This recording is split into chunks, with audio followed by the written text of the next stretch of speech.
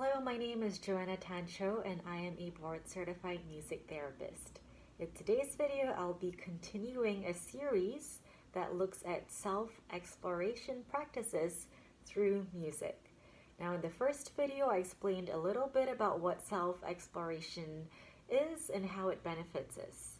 In sum, self-exploration looks at our thoughts, our feelings, values, and beliefs, and how these might be shaped by our identity, our background, desires.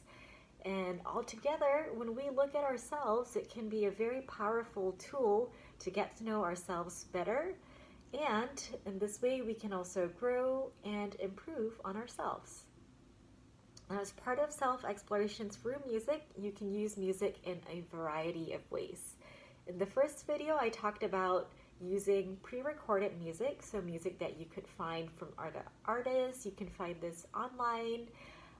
Maybe you have an old CD that you can pull up, and listening and journaling about these experiences. Now, what I like to do, and which I learned from a professor in grad school, Barbara Hesse, is to create a structured way for the self-exploration exercise.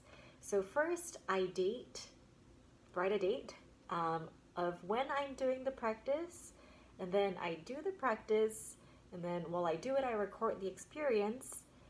Then after doing the practice, I write a little journal, or you don't have to write, you could draw, you could think of other ways to record the experience through your own eyes.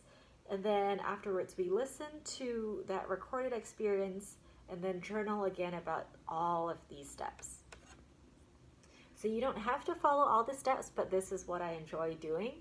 So again, first, writing the date, notating the practice. For example, today I'm talking about improvising music.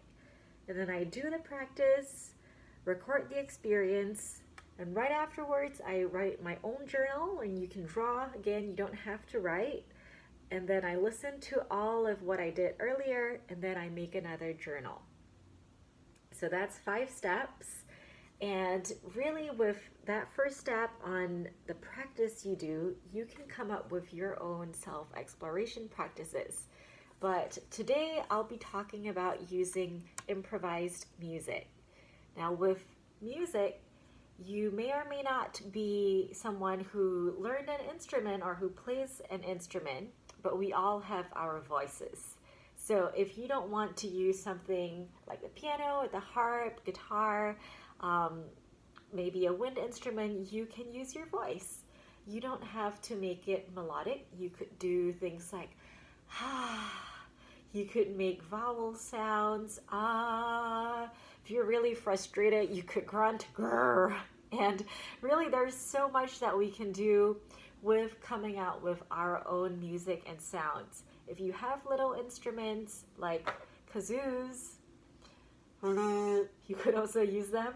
If you have something small like melodicas, you can use them. If you don't have any of these around, you can improvise using sounds.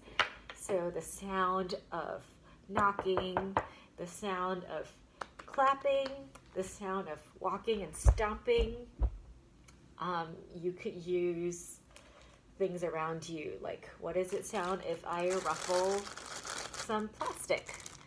And really improvising so that you can explore your feelings in the moment and your experience in the moment, and then journaling about this. Now listening to a recording of you improvising and then journaling again.